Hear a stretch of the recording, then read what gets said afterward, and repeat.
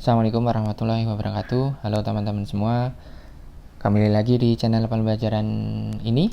Kita teruskan pembahasan kita di video ketiga ya. Sekarang masih di materi pekan pertama. Yang kita bahas sekarang itu adalah alat analisis, analysis tools. Nah, apa saja alat analisis yang kita gunakan di mata kuliah ini? Yang pertama, comparative analysis. Yang kedua, common size. Yang ketiga, kita pakai rasio. Terus berikutnya kita akan pakai cash flow. Dan yang kelima, kita pakai metode valuasi atau metode penilaian. Kita bahas satu-satu mulai dari comparative analysis. Yang dilakukan di analisis komparatif ini adalah kita mengevaluasi keterkaitan antar laporan keuangan. Ya, hasilnya bisa berupa tren atau gambaran gitu ya.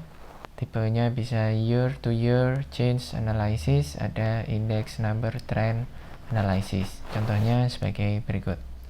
Nah, ini contoh analisis komparatif. Jadi seperti yang disebutkan tadi ya, bahwa analisis komparatif ini ingin melakukan evaluasi keterkaitan antar laporan keuangan. Bagian mana yang dikaitkan? Yang dikaitkan itu adalah, kalau kita lihat di sini, ini kita punya laporan laba rugi dari ini kalau nggak salah perusahaannya Wijaya Karya ya. Ini yang dikaitkan adalah keterkaitan akun-akun laporan laba rugi dari tahun pelaporan 2014 ke 2015.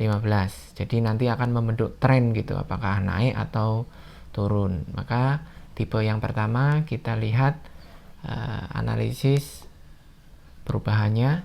Ini misalnya untuk penjualan sales ya, di 2014 itu 12,5 triliun, 12,463 triliun.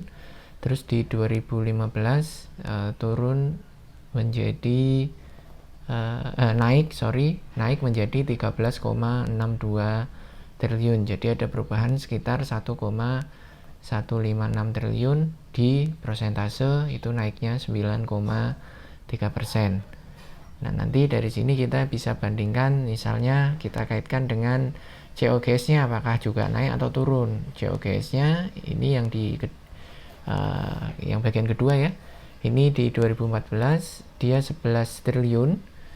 11,038 triliun lebih tepatnya. Di 2015 dia 11,965 triliun. Ada juga kenaikan di COGS-nya sebesar berapa? 926,794 miliar atau kenaikan sebesar 8,4%. Nah, ini dibuat untuk semua akun itu ya. Jadi nanti kita bisa tahu trennya itu untuk akun-akun yang ada baik di laporan laba rugi. Ini contohnya di laporan laba rugi, tapi juga bisa dibuat di neraca gitu. Itu apakah kalau kenaikan sales itu misalnya di 2014 ke 2015 ini kan naik.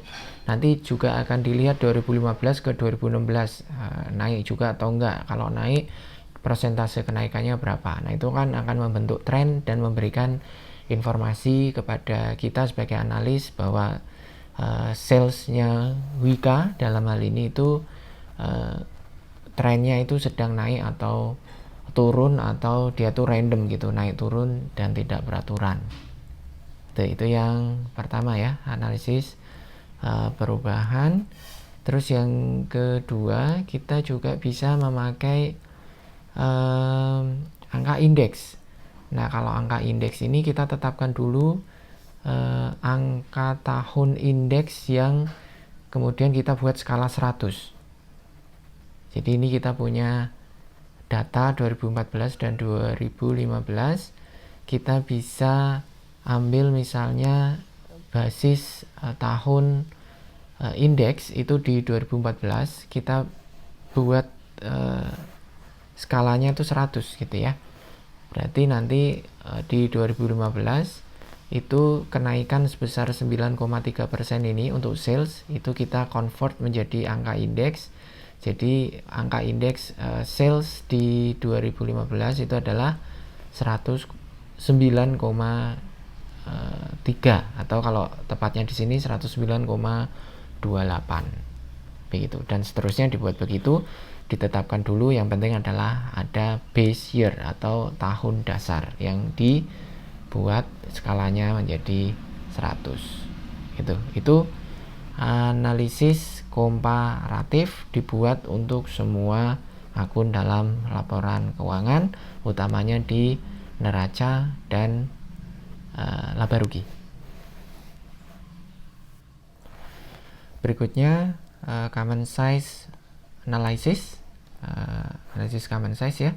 Tujuannya adalah mengevaluasi internal makeup. Internal makeup masih ingat ya di video sebelumnya, itu tuh komposisi gitu ya, ingredients atas laporan keuangan. Jadi misalnya aset itu kan terdiri dari aset lancar dan aset tidak lancar. Aset lancar itu juga terdiri dari, bisa di breakdown lagi maksudnya, jadi kas dan setara kas dan seterusnya gitu ya. Nah itu kita lihat komposisinya itu seperti apa yang membentuk satu akun besar di neraca atau di laba rugi. Nanti kita kemudian akan evaluasi apakah ingredientsnya itu secara kuantitas dan secara kualitas itu memang benar menggambarkan akun tersebut. Misalnya aset lancar gitu ya, apakah komposisi dari aset lancar itu memang menggambarkan bagaimana aset itu bisa di convert dengan cepat. Nah, itu tujuan analisis common size. Hasil common size ini berupa gambaran proporsionalitas ya, persentase biasanya atas ukuran aset, utang, pendapatan, dan beban. Nah, contoh bagaimana menerapkan analisis common size, bagaimana menginterpretasikan, bagaimana mengartikan angka-angka, bisa dilihat di video yang linknya saya taruh di kolom deskripsi di bawah. Berikutnya rasio analysis. Kalau rasio ini sudah agak asing lagi ya, kita sudah menggunakan analisis rasio ini mungkin di manajemen keuangan. Sama sebenarnya common size itu juga kita pelajari di manajemen keuangan. Di analisis rasio ini kita mengevaluasi hubungan dua atau lebih unsur yang penting secara ekonomis berdasarkan data laporan keuangan. Hasilnya berupa nilai matematis atas hubungan antar unsur tersebut, dan interpretasi ini adalah kuncinya gitu ya, adalah yang utama di dalam rasio analisis ini. Jadi bukan hanya sekedar menghitung, tapi juga menginterpretasikan hitungan tersebut. Nah kemudian berikutnya, karena rasio ini hanya sekedar rumus, maka perhitungan akuntansi atau akun yang kita gunakan di dalam perhitungan rasio itu menjadi lebih penting daripada sekedar rasio itu sendiri. Nah, kita taruh satu contoh, misalnya kita akan menghitung ini current ratio gitu ya, rasio cepat. Itu kan rumusnya current asset dibagi current liabilities. Jadi nanti kita akan mengevaluasi hubungan dua unsur ini, yaitu unsur current asset, aset lancar, dan aset dan kewajiban lancar ya. Hasilnya berupa nilai matematis. Ini kan nanti misalnya dihitung nilainya adalah misalnya 1,2. Berarti kalau kita bikin contoh sederhananya gitu, current asetnya 120, current liabilitiesnya 100. Jadi nanti kita bisa evaluasi dari sini, berarti aset lancar itu bisa mengcover aset kewajiban lancar sebesar 1,2 kali. Nah, kemampuan dari current asset bisa mengcover atau bisa membayar current liabilities sebesar 1,2 kali inilah yang disebut dengan interpretasi. Jadi kita tidak berhenti di 1,2 kalinya ya, tapi menginterpretasikan. Gitu. Nah, nanti bisa dibuat analisis trennya ya. Di 2014 ke 2015, 2015 ke 2016, 2015 ke 2016 dan seterusnya, misalnya sampai ke sekarang 2019 ke 2020 itu tren current rasionya seperti apa. Itu juga kemudian kita bisa gunakan untuk perbandingan peer yang selevel gitu. Dan kemudian untuk perhitungan akuntansi menjadi penting. Nah, ini kan hanya sekedar angka gitu ya, 1,2 kali, dan itu berasal dari perhitungan current asset dan current liabilities. Maka yang disebut dengan perhitungan akuntansi adalah penting.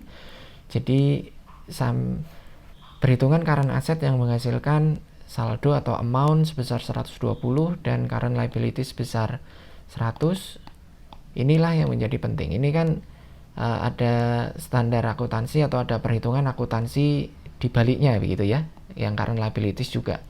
Nah, bagaimana bisa menggunakan atau bagaimana bisa menyusun saldo atau amount akun dari current asset sebesar 120, ini lebih penting atau juga penting gitu ya, bukan lebih penting tapi juga menjadi bagian penting dari perhitungan rasio itu sendiri.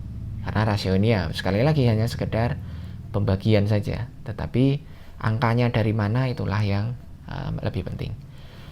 Nah, ini kita akan gunakan beberapa tools ratio analysis ya, yang kita gunakan antara lain analisis untuk melakukan analisis kredit, ada likuiditas dan ada solvabilitas. Nah, ini masing-masing akunnya. Ada current ratio, asset test ratio, ada collection period, ada days to sell inventory untuk likuiditas. Solvabilitas ada total debt to equity, ya, ada long term debt to equity, jadi dia lebih konservatif lagi, dan ada times interest earned. Berikutnya kita akan gunakan profitability ya untuk menilai kemampuan jangka panjang dari perusahaan. Ada ROE, ada operating performance, ada asset utilization. Ini masing-masing akun yang akan kita pakai. Kemudian rasio analisis berikutnya valuasi, ini lebih ke harga saham sih ya. Ada price to earnings, earnings yield, dividend yield, payout ratio, dan price to books. Nah, contoh dari analisis-analisis ini dan interpretasinya ada di video lain yang linknya akan saya taruh di description box di bawah. Tools berikutnya yang keempat adalah cash flow analysis. Kita akan mengevaluasi sumber pendanaan perusahaan dan bagaimana penggunaan dana tersebut gitu ya. Jadi sumbernya dari mana dan bagaimana digunakan. Sebagaimana yang kita ketahui di cash flow statement itu ada 3 aktivitas ya, aktivitas pendanaan, aktivitas operasional, dan aktivitas investasi.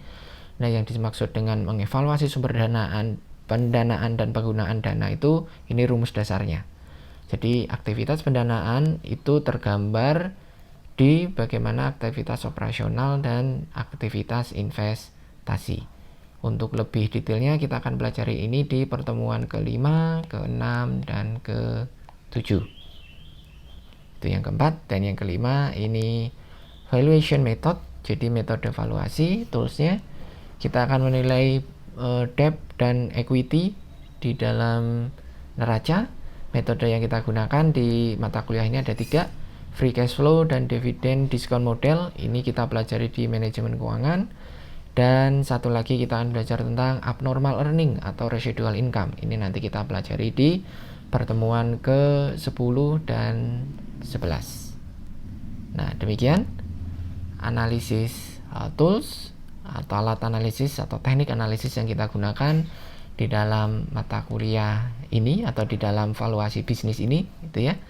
Beberapa video yang terkait sekali lagi saya sertakan linknya di kolom deskripsi di bawah. Kalau ada pertanyaan silahkan post di kolom komentar di bawah. Terima kasih.